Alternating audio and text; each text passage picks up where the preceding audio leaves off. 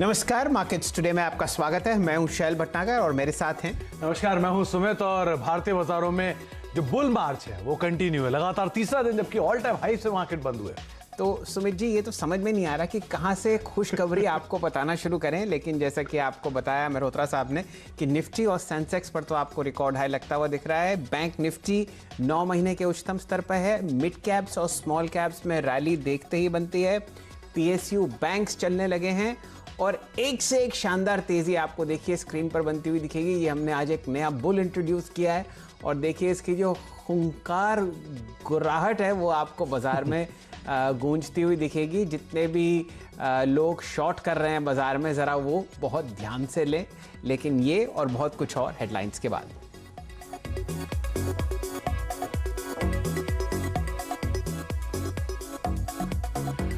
बाजार में बुल का जलवा बरकरार। निफ्टी 13,000 के स्तरों के करीब रिकॉर्ड ऊंचाई पर बंद। निफ्टी बैंक 30,000 से चंद कदम दूर। लगातार 13 सत्रों से मिड कैप की पार्टी जारी। 26 महीने की ऊंचाई पे पहुंचा मिड कैप इंडेक्स। बाटा, टाटा पावर समेत सभी एनबीएफसी शेयर्स पर रहा जोरदार एक्शन। सेक्टर के सुधरते आउटलुक और ब्रोकर्स की पॉजिटिव कमेंट्री से ऑटो शेयर झूमे। M&M टाटा मोटर्स में लगा 10% का ऊपरी circuit. Ashok Leyland, Tata Motors, DVR भी जोरदार रफ्तार। और एयर एशिया के बंद होने की खबरों और HSBC के अपग्रेड से स्पाइस जेट की ऊंची उड़ान। शेयर में 15% तक का उछाल। HSBC ने दिया 80 रुपए का लक्ष्य। डीलिंग रूम में CNBC आवाज ने दी थी तेजी की राय। और शेयर कैपिटल राइट ऑफ करने के आरबीआई के फैसले पर लक्ष्मी विलास बैंक के शेयर में 20% की गिरावट। डिपॉजिटर्स के लिए खुशखबरी। डीबीएस बैंक में विलय होने के बाद मिलेगा पूरा पैसा, लेकिन 1 महीने के लिए लगेगा मॉरेटोरियम। चलिए दोनों मेन इंडिसेस पर आपको नजर डलवाते हैं। आपके सामने निफ्टी आज आपको बंद होता हुआ दिखेगा 12,940 के आसपास। लगभग 64 अंक का इजाफा इस इंडेक्स में आपने आते हुए देखा। लेकिन खबर ये नहीं है, खबर ये है कि न्यूनतम लेवल था 12,820 और वहां से आपने लगभग 120 अंकों की शानदार रिकवरी देखी। इंट्राडे लो से इंडेक्स रिकॉर्ड हाई पर आपको बंद होता हुआ दिख रहा है। लगभग 4 ऐसे शेयर्स हैं निफ्टी 50 में जहां पर आपने शानदार ऑल टाइम हाई लगता हुआ देखा। बैंक निफ्टी पर नजर डालिए 29,750 के आसपास, यानी कि सिर्फ 250 अंक दूर है एक मैजिक नंबर 30,000 से। लगभग 9 महीने का उच्चतम लेवल और आज का जो इसमें एडिशन है वो है लगभग 570 अंक, यानी कि 2% और आपने निफ्टी बैंक में चढ़त आती हुई देखी है। कहानी यहां पर एग्जैक्टली वही है जो आपने निफ्टी में देखी। दिन के लोएस्ट लेवल से लगभग आपने 700 अंक की शानदार रिकवरी निफ्टी बैंक में आते हुए देखी है। ट्रेडिंग रेंज पर नजर डालिए, यहां पर दिन के उच्चतम लेवल के आसपास दोनों मेन इंडिसेस बंद हुए। निफ्टी में 130 अंक की ट्रेडिंग रेंज है। निफ्टी बैंक में यही दायरा लगभग 730 अंक का है। बहुत ही शानदार तरीके से बुल्स अपनी कमान पर कामयाब हैं और बहुत ज़बरदस्त आप तेज़ी देख रहे हैं हर सेक्टर में। एडवांस डिक्लाइन रेशियोज पर नजर डालिए, आपके सामने निफ्टी के 50 शेयर्स में से 26 हरे निशान में आपको ट्रेड करते हुए देखेंगे। लेकिन तेज़ी अगर आपको देखनी है तो एक नज़र डालिए निफ्टी बैंक पर। सुमित जी, 12 के 12 शेयर्स लाल निशान हरे निशान में। और अगर आप सेंसेक्स की तरफ नज़र डालें तो ये रेशियो 1:1 आपको दिखेगा। FNO में लगभग 83 फ्यूचर्स आपको हरे निशान में ट्रेड करते हुए दिखेंगे। आज तो कमाल ही हो गया Sumit ji, old economy stocks आपको बढ़ते हुए दिखेंगे और आज का सबसे बड़ा दिग्गज प्लेयर था L&T। इनफैक्ट M&M में आखिरी बार 10% की तेजी कब आई थी तो मुझे भी याद नहीं था। इतनी बड़ी तेजी आज M&M में देखने को मिली। और साथ साथ टाटा मोटर्स लगातार तीसरा सत्र जबकि जोरदार तेजी में। कल की 6% तेजी के बाद ये उम्मीद नहीं थी कि आज भी टाटा मोटर 10% का मूव दिखा देगा। ये आपकी स्क्रीन पे कंट्रीब्यूशन, L&T करीब 21 अंकों का कंट्रीब्यूशन इससे पहले रिसेंटली तो नहीं देखने को मिला। आईसीआईसीआई बैंक लगातार तेजी का जो मार्च है वो कंटिन्यू कर रहा है और बाकी बैंक से भी तेजी है। टाटा मोटर डे हाई पर बंद हुआ और 10% की जोरदार तेजी इसमें साथ साथ अशोक लेलैंड जैसे शेयरों में भी आते हुए दिखाई पड़ी। और एक लंबे अंतराल के बाद आज एविएशन शेयर भी चमके। स्पाइस जेट और इंडिगो दोनों में ही जोरदार खरीदारी देखने को मिली, स्पेशली स्पाइस जेट में। तो सुमित जी, बहुत सारे सेक्टर्स आपको चहकते हुए दिखेंगे। मिड कैप्स और स्मॉल कैप्स की जो रैली है या उस इंडेक्स का एडवांस डिक्लाइन रेशियो जो है वो देखते ही बनता है बुल्स का वर्चस्व ना सिर्फ मेन इंडेक्स पर है, छोटे और मंझले इंडिसेस पर भी आप शानदार तेजी देख रहे हैं। हमारे डायरेक्टर साहब आपको आज ऑटो इंडेक्स की तेजी से मुखातिब कराएंगे। वहां पर जो आज आपने ब्रेकआउट देखा है वो देखते ही बनता है।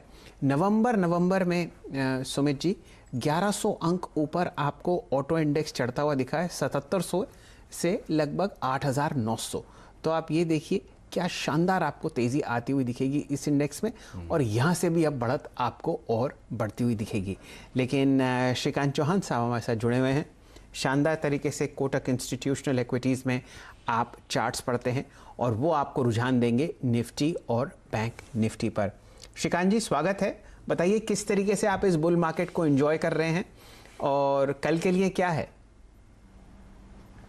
तो देखिए शैल जी, वैसे कल के दिन तक तो मुझे ऐसा लग रहा था कि मार्केट ने 12,900 का एक काफ़ी क्रूशल लेवल हिट कर लिया है। वहाँ से रिवर्स भी हुआ था, थोड़े वर्ल्ड मार्केट्स में भी वीकनेस था और ओवरऑल फॉर्मेशन में मुझे लग रहा था कि कई जगह पे अच्छा खासा एक मुनाफा बुक हुआ था।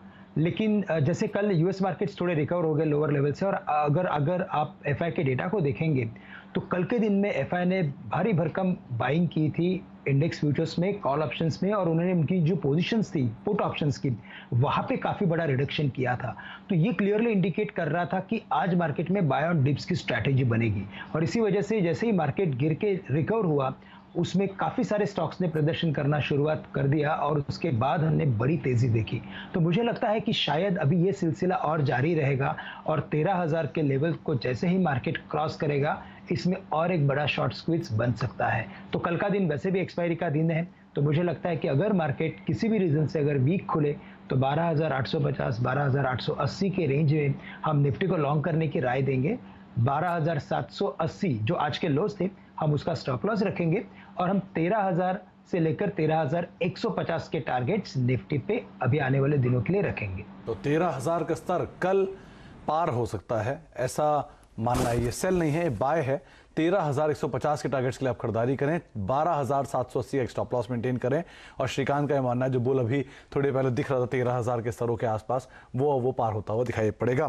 श्रीकांत, कल भी आपने कहा था कि स्टॉक स्पेसिफिक स्टोरी बनेगी, इंडेक्स इतना ज्यादा शायद मूव ना दे लेकिन स्टॉक्स पे जोरदार एक्शन होगा, जो दिख भी रहा है। आपने कौन से स्टॉक्स आइडेंटिफाई किए हैं तेजी के लिए बाजार में? ऑब्वियस बात है, मंदी तो आप खेलेंगे नहीं, तेजी के लिए कौन कौन से शेयर आपने चुने? बिल्कुल, तो सुमित जी देखिए, अभी वैसे काफ़ी सारे स्टॉक चल चुके हैं और भी इनमें रैली हो सकती है, लेकिन ट्रेडर्स के लिए मुश्किल हो जाएगा कि आईसीआईसीआई बैंक को जाके 500 में पकड़े या महिंद्रा एंड महिंद्रा को 720 710 में जाके पकड़े। तो मुझे लगता है कि अभी अगर मार्केट में तेज़ी अगर होनी है और 13,000 के काफ़ी इंपॉर्टेंट बड़े लेवल को अगर क्रॉस करना है मार्केट को, तो किसी बड़े स्टॉक को चलना पड़ेगा। और इसी वजह से मुझे लगता है कि रिलायंस इंडस्ट्रीज यहाँ से चल सकता है। उसकी वजह ये भी है कि ये स्टॉक अच्छा खासा करेक्ट हो चुका है और अपने प्रीवियस लो के काफ़ी नज़दीक आ चुका है। तो 1970 1965 के करीब इसने काफ़ी अच्छा वक्त भी निकाला था। तो मुझे लगता है कि करंट लेवल से इसे बाय करके चले, और यहाँ पे मुझे लगता है कि वापस एक बार ये स्टॉक 2070 से लेकर 2080 के लेवल्स दिखा सकता है। साथ ही साथ मुझे लगता है जैसे ऑटो में तेज़ी बनी है और अगर उसमें हीरो मोटर्स अगर पार्टिसिपेट ना करे तो वो काफ़ी मुश्किल बात होती, नामुमकिन सी बात है। तो मुझे लगता है कि हीरो मोटर्स भी लॉन्ग करके चले। यहाँ पे 2940 का स्टॉप लॉस रखेंगे और हम 3070 के टारगेट के लिए इसे बाय करके चलेंगे। चलिए 3070 के लिए आप एक लॉन्ग कॉल ले सकते हैं हीरो मोटर्स पर। और चौहान साहब, आपने दोनों ही स्टॉक्स बहुत अच्छी तरीके से चुने हैं। थोड़ा बहुत करेक्शन आपने प्राइस में आते हुए देखा, तो बाय ऑन डिप्स की स्ट्रैटेजीज चौहान साहब आपको बताते हुए दिख रहे हैं। ऐसा करते हैं श्रीकांत जी, सबसे पहले जुड़ते हैं दीपाली जी से। ना सिर्फ वो एक से एक बेहतरीन गाड़ियाँ चलाती हैं, लेकिन वो बहुत ही पैनी नज़र रखती हैं ऑटो सेक्टर पर, जहाँ आज आपने बहुत तूफानी या यूँ समझिए ताबड़तोड़ तेज़ी देखी। तो दीपाली जी आपको कुछ कारण बताएंगी कि कौन कौन से ऐसे स्टॉक्स हैं जिनके पीछे ये रैली थी और उनके पीछे क्या रीजंस थे। दीपाली जी, स्वागत है मार्केट्स टुडे में। बताइए, आज तो ऑटो स्टॉक्स हवा में उड़ते हुए दिखे। ऑटो स्टॉक्स टॉप गियर में रहे आज के सेशन में, और अगर आप निफ्टी ऑटो इंडेक्स देखेंगे तो नवंबर की शुरुआत से ये लगातार तेजी में है। लगातार ये 11वां सेशन था जब तेजी के साथ निफ्टी ऑटो इंडेक्स की क्लोजिंग हुई है और नवंबर में अब तक 12% से ज्यादा निफ्टी ऑटो इंडेक्स चल चुका है। सिमिलरली अगर आप स्टॉक्स देखेंगे तो आज तो हमने 10% तक का मूव देखा ही।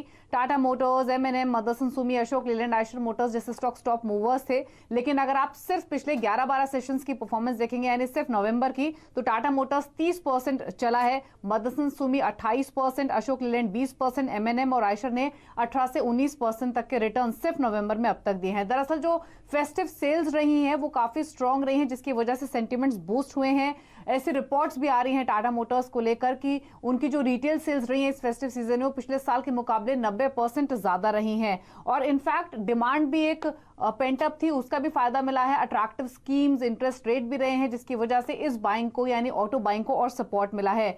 एक आंकड़ा ये भी कहता है कि जो होलसेल्स या फिर फैक्ट्री डिस्पैचेस होते हैं जिसमें कई मेजर नाम शामिल हैं, जैसे कि Hyundai, Maruti, Tata Motors, Toyota जैसी ब्रांड शामिल है। यहां पर जो फैक्ट्री डिस्पैचेस रहे हैं अक्टूबर में वो पिछले साल के मुकाबले 14% ज्यादा रहे। तो ये इंडिकेट कर रहा है कि कितनी स्ट्रांग डिमांड अक्टूबर में इन कार कंपनीज को देखने को मिली है। एमएनएम में जो तेजी बनी उसके पीछे कुछ और भी कारण था।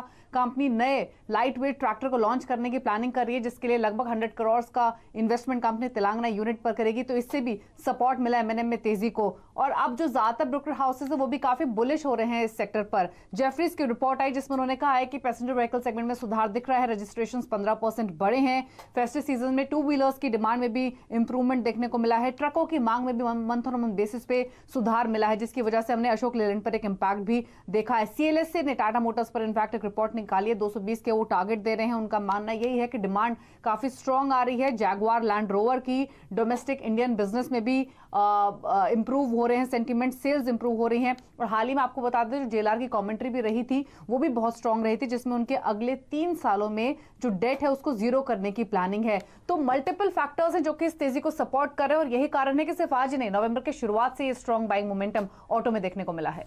तो सुमित जी, कारण ढूंढिए तो अनेक हैं, लेकिन कुछ ही ऐसे स्टॉक्स हैं जहां पर आप एक लॉन्ग साइड का ट्रेड ले सकते हैं, क्योंकि रैली बहुत ज़बरदस्त तरीके से यहां पर आपको बढ़ती हुई दिख सकती है। चौहान साहब, आपसे जुड़ेंगे।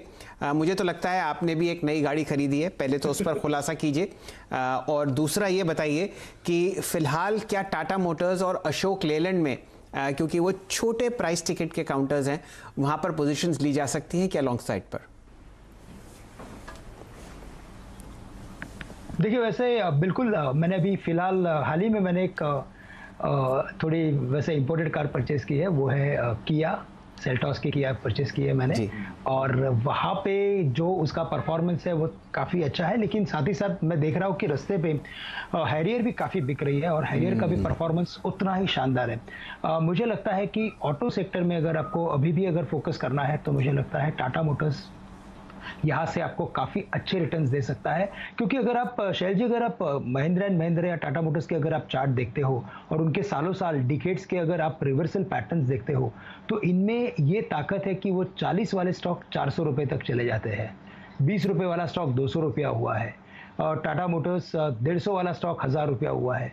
तो अभी हमें ऐसा लग रहा है कि महिंद्रा एंड महिंद्रा ने 250 रुपये के लेवल्स छुए थे।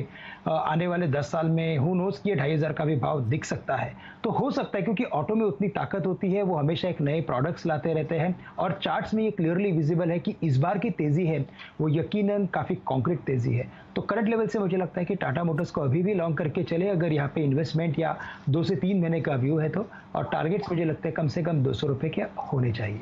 तो श्रीकांत को लगता है कि 200 रुपये तक टाटा मोटर्स जाएगा, सीएलएसए को लगता है कि 220 रुपये तक टाटा मोटर्स जाएगा, और आप तेजी देख सकते हैं टाटा मोटर्स में। वैसे भी डे हाई में मौजूद दोनों स्टॉक। सुमित जी, 201 तो बुक वैल्यू है टाटा मोटर्स की, और इतनी ज़बरदस्त रैली के बाद ये 173 रुपये के आसपास आपको आता हुआ दिख रहा है। और एक आंकड़ा मैं बहुत ज़बरदस्त तरीके से ट्रैक करता हूँ, मार्केट कैपिटलाइजेशन टाटा मोटर्स की सिर्फ 53,000 करोड़, टॉप लाइन है 2 लाख करोड़। तो आप ये मान के चलिए कि उस ज़बरदस्त मूवमेंट को आप आते हुए शायद दे सकते हैं। अगर 1:1 का रेशियो भी आप रखें मार्केट कैप में तो यहाँ से 3.5 गुना की स्पेस है टाटा मोटर्स के लिए। तो शायद और ज़्यादा तेज़ी देखने को मिले, ऐसा जानकारों को लगता है, और आप और बड़ी मूव यहाँ पर देख सकते हैं। तो अभी भी खरीदारी कर सकते हैं, ऐसा मानना है श्रीकांत का भी। श्रीकांत, दूसरा नाम जो आज ज़ोरदार तेज़ी में था वो था एविएशन। स्पाइस जेट और इंडिगो दोनों में नजर डालिए, 12-15% का मूव स्पाइस जेट में इससे पहले हाल में तो नहीं देखने को मिला। आप कैसे देख रहे हैं इन दोनों के मूव को?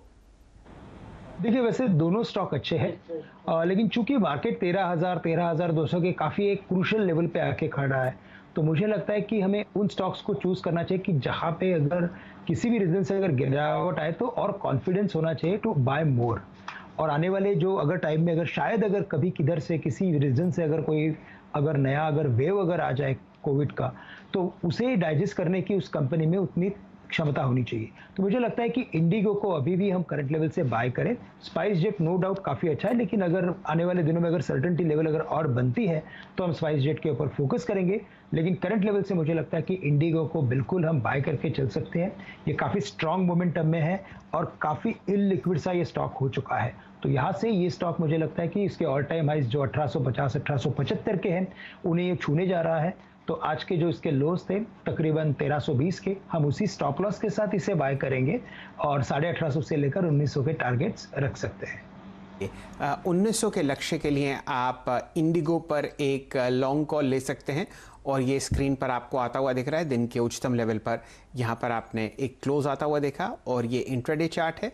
लगातार 4 दिन से यहाँ पर एक आपको गहरा हरा निशान आता हुआ दिख रहा है।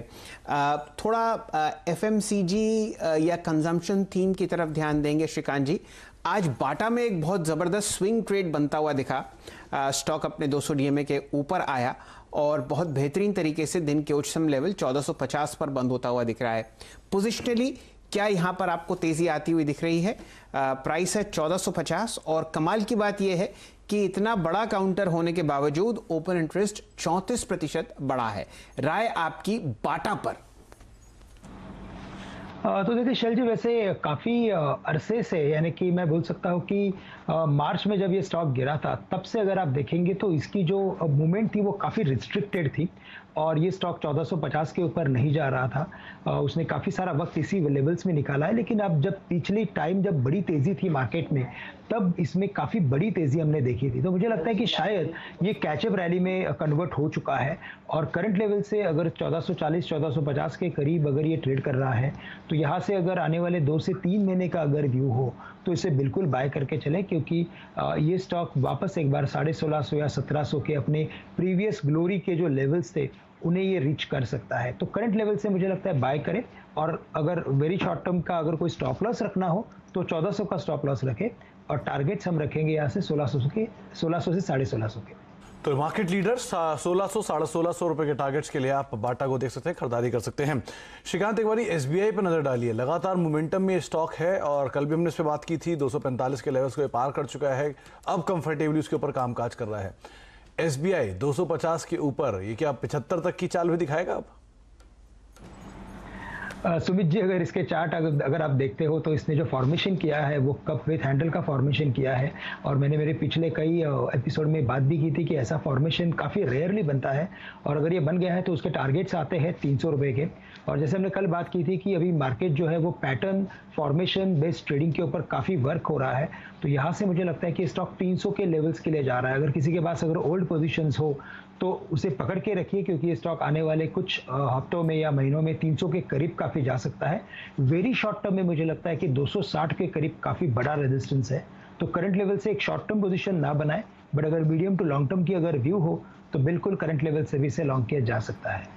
ये राय आपको आती हुई दिख रही है देश के सबसे बड़े पब्लिक सेक्टर बैंक SBI पर, जहां पर शानदार 5% तेजी देखी गई। और सुमित जी, ये बहुत ही रेयर होता है कि FNO स्पेस में SBI आपको टॉप क्रेडिट काउंटर दिखेगा स्टॉक फ्यूचर्स में। मुझे याद नहीं आता लास्ट टाइम मैंने कब देखा, वो आपके सामने आज हुआ और आज आपने इसमें लगभग 5% की रैली दी। इनफैक्ट एक बड़ा इंटरेस्टिंग चीज है, जब 190 था बहुत चर्चा थी कि 204 नहीं पार करेगा, 204 पार किया, 214 नहीं करेगा, 225 नहीं करेगा, फिर 240 नहीं करेगा और अब आपके सामने 252 पे खड़ा है।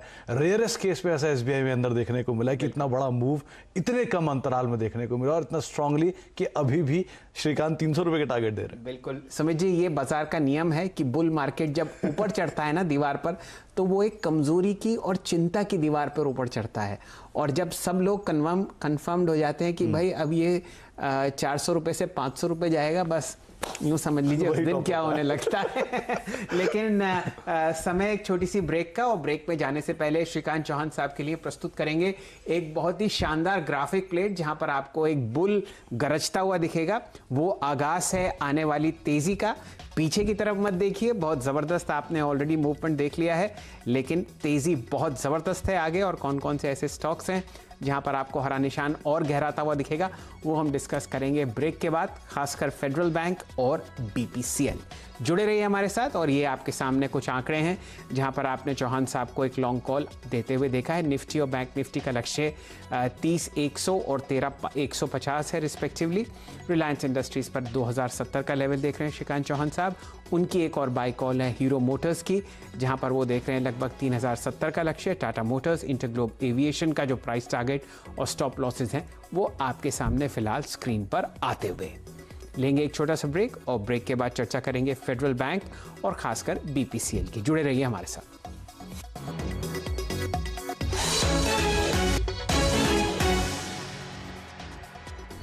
अब देख रहे हैं मार्केट टुडे। हमारे साथ आज के जानकार श्रीकांत चौहान मौजूद हैं, साथ ही साथ हमारे साथ यतिन मोहता मौजूद हैं, और उसके अलावा दीपाली मौजूद है, जो कि अलग अलग मामलों में बातचीत कर रहे हैं। आज यतिन से बातचीत करने से पहले एक बार आप दिखाइए श्रीराम ट्रांसपोर्ट का शेयर। ये कल यतिन ने आपको बताया था कि यहाँ पर तेजी देखने को मिल सकती है, और आज 8% ऊपर ये शेयर बंद हुआ है। जोरदार तेजी के साथ दिन के ऊपरी स्तरों पर ये स्टॉक बंद होता हुआ दिखाई पड़ा। 64 रुपए की तेजी श्रीराम ट्रांसपोर्ट में, 925 रुपए के स्तरों पर शेयर बंद हुआ। यतिन, इस तरह की तेजी वाले कुछ और शेयर या फिर इस तरह की खबरों वाले कुछ और शेयर आपके पास होंगे जरूर, बताइए क्या लेकर आए आप।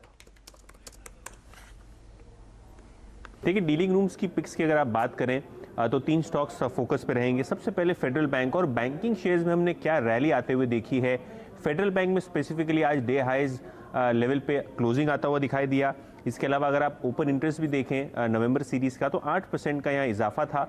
लगभग 92 लाख शेयर्स, लगभग 1 करोड़ शेयर्स आप कह सकते हैं कि लॉन्ग साइड पे जुड़े। तो बहुत बेहतरीन बाइंग हमको फेडरल बैंक पे दिखी आज के सत्र में, और ओवरऑल बेसिस पे डीलिंग को लगता है कि यहाँ से भी हमको 3 से 4% का ट्रेडिंग अपमूव फेडरल बैंक में आता हुआ दिखाई देगा। इसके अलावा BPCL पे ध्यान दीजिए, 2-3 दिन से लगातार यहाँ करेक्शन हमको देखने को मिल रहा है, और डीलिंग रूम्स का कहना ये है कि जिस हिसाब से विनिवेश की प्रक्रिया जारी है और गवर्नमेंट के प्रयास हैं कि अच्छे वैल्यूएशन पे इसका डाइवेस्टमेंट हो, तो आगे चलते हुए ये बाय ऑन डिप्स की स्ट्रैटेजी इस स्टॉक में रखनी चाहिए। ट्रेडिंग के लिहाज से लगभग 380 से 390 का ऐसा रेंज है जहां खरीदारी कर सकते हैं, और यहां से 20 से 30 रुपए का ट्रेडिंग अपमूव हमको बहुत जल्द देखने को मिल सकता है। तो BPCL पे बाय करिए, ऐसा डीलिंग रूम्स का कहना है। आज के सत्र में ओपन इंटरेस्ट भी लगभग 9% बढ़ा BPCL का। और आखिर में कैश स्टॉक्स की अगर आप बात करें तो मिड कैप्स में नैम इंडिया, निपॉन एसेट मैनेजमेंट पे डीलिंग रूम्स की नज़र है। और जिस हिसाब से मार्केट में हमने रैली देखी है, कहीं ना कहीं ब्रोकरेज स्टॉक्स और एसेट मैनेजमेंट कंपनीज पे ध्यान होना चाहिए। यहाँ डीलिंग रूम्स को लगता है कि 330 से लेकर 350 तक के लेवल्स बहुत जल्द देखने को मिल सकते हैं, और इसीलिए अपने क्लाइंट्स को वो एडवाइस कर रहे हैं कि 10 से 15% के शॉर्ट टर्म अपसाइड के लिए नैम इंडिया में खरीदारी करें। जी, तो आपको 3 नाम बताए गए हैं, एक है निपॉन इंडिया, BPCL और फेडरल बैंक, जिनके ऊपर आप नजर रखें, और साथ साथ एक और नाम आप जोड़ लीजिए उसमें, वो है फाइजर। इनकी कोरोना की दवा 95% इफेक्टिव है। पहले 90% थी, और अब जो फाइनल ट्रायल्स, थर्ड ट्रायल है, उसमें 95% प्रभावी है ये दवा। तो आप फाइजर पर नजर रखें। वैसे भी जो हायर लेवल्स छुए थे वहां से कुछ गिरावट के बाद 4900 की रेंज में शेयर अभी कामकाज कर रहा है, और अब इसको FDA से कंपनी इस्तेमाल की इजाज़त मांगेगी। ये फाइनल स्टेज होगा, जल्द ही इसकी इजाज़त दी जाए, ये उन्होंने रिक्वेस्ट किया है। तो फाइजर पर भी नजर रखें। श्रीकांत, फेडरल बैंक, इसके अलावा फाइजर, इन दोनों शेयरों पर अब क्या करना चाहिए? देखिए, अगर फेडरल बैंक की अगर बात होती है तो हमेशा हमें भसीन साहब की याद आती है, क्योंकि उनका ये सबसे फेवरेट स्टॉक है। करेक्ट। बट चूंकि देखा जाए तो अभी लगता है कि जैसे लार्ज कैप स्टॉक चल चुके हैं, मिड कैप स्टॉक भी ऑलमोस्ट पार्टिसिपेट कर रहे हैं मार्केट में, तो अभी लगता है कि फाइजर या जो फेडरल बैंक है वो यहाँ से पार्टिसिपेट कर सकता है। 61-62 के करीब है, और अगर आप देखेंगे तो जो सितंबर माह के जो हाई थे उसी के काफ़ी करीब आ चुका है। तो next level to watch out for 70 से 72 रुपए के रहेंगे, और शायद इसमें कल के दिन में हम एक ब्रेकआउट बाय देख सकते हैं। तो करंट लेवल से इसे बाय करें और यहाँ पे हम स्टॉप लॉस रखेंगे 58 रुपीज़ का, 58 रुपये का, और 67 से लेकर 70 के टारगेट के लिए इसे ट्रेड करेंगे। और फाइजर में जिस दिन ये कुछ अनाउंसमेंट हुई थी कि ये 94% इफेक्टिव है, तब इसकी जो प्राइस थी 90% इफेक्टिव है, तब जो इसकी प्राइस थी वो 6,000 रुपये के करीब की थी। तो सुमित जी, मुझे लगता है कि यहाँ से अगर ये स्टॉक अगर बाउंस करता है तो वापस उन्हीं लेवल्स के काफ़ी नज़दीक जा सकता है। तो 5700 से लेकर 5800 के टारगेट हम वापस फाइजर में देख सकते हैं।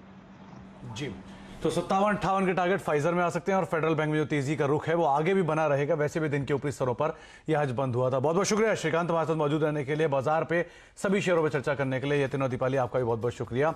तो अब अच्छी खबरों का सिलसिला लगातार बाजार में बना हुआ है और एक और खबर अभी अभी आई है कुछ देर पहले फाइजर के संदर्भ में भी, लेकिन बाजार तेजी में है, ध्यान से संभल कर ट्रेड करिएगा। एक्सपायरी का दिन है तो हो सकता है थोड़ा उतार चढ़ाव भी देखने को मिले, लेकिन श्रीकांत जैसा कह रहे हैं कि हर फॉल में आप खरीदारी करें, एक अच्छी तेजी ही देखने को मिलेगी। इसी नोट के साथ नमस्कार, धन्यवाद।